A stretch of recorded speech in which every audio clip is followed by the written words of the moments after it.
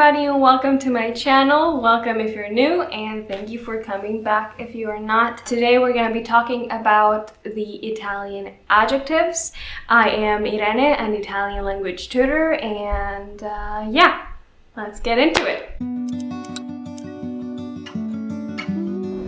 So as I said, today we're going to be talking about adjectives. Italian adjectives are quite simple if you know a few elements already. So if you know the grammar behind nouns, you will not need to dive into the grammar of adjectives as well, because they do work the same way. But if you don't know how Italian nouns work, I made a video specifically about nouns and how they work. So I highly suggest you go back and watch that. If you don't have time for that, I am gonna sum it up very quickly in this video. But before I start, let me know that you appreciate these videos by leaving a like, commenting down below, and also please share this video with your friends that are trying to learn Italian. I think we can reach a lot of people and we can help a lot of people actually reach their goals. Let's get into it. So what are adjectives? Adjectives are words that help characterize a noun.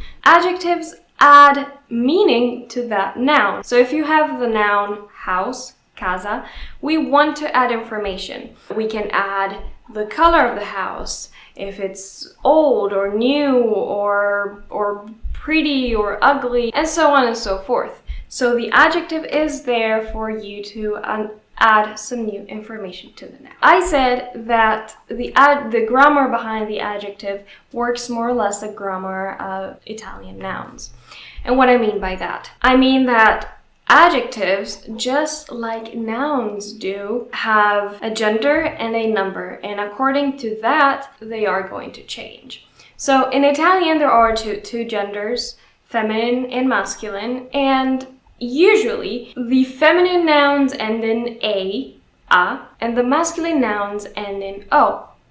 There is also another group of nouns that is formed by both nouns that are feminine and masculine that end in I, so e in Italian. And when a regular noun belongs to one of these groups, in the plural form is going to change like this. So a masculine noun ends in o for the singular and in I for the plural. So o, I. So for example, albero, alberi. A feminine noun that usually ends in a will end in e at the plural form. So barca, barche. A regular noun like cane, dog, will take I as its ending, so cane becomes cani. The same thing goes for adjectives. All adjectives start from a base word, rosso, and they usually can agree with both the masculine and the feminine. So if we have an adjective like rosso,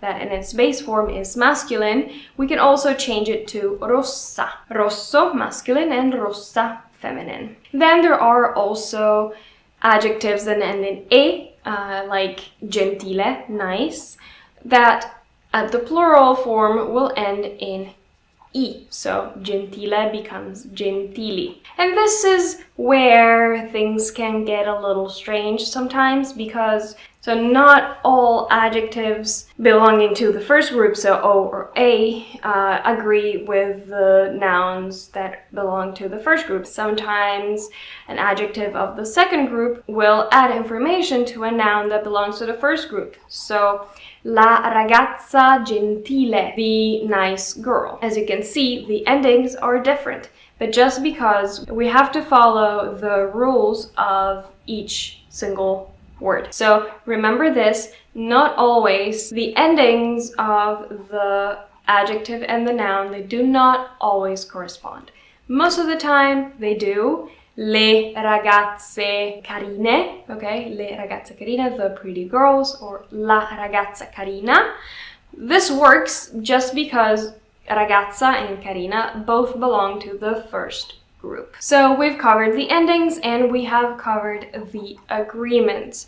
It's very important that we know which group each adjective belongs to, and so also for the noun. They are just equally important. So now we come to the position, because I feel like this is one of the things that people get confused about most often. Each language has its own set of rules. Okay, when it comes to the order and the position with respect to the noun, the adjectives in Italian, most of the time, I want to say most of the time because it's not always like that, but most of the time can be placed both before and after the noun, even though it is more common for adjectives to be placed after the noun. As I was saying, la ragazza gentile, the nice girl, or il ragazzo gentile. You see how the agreement works? It's grammatically correct, but the endings do not correspond. And most of the time, I will choose to place the adjective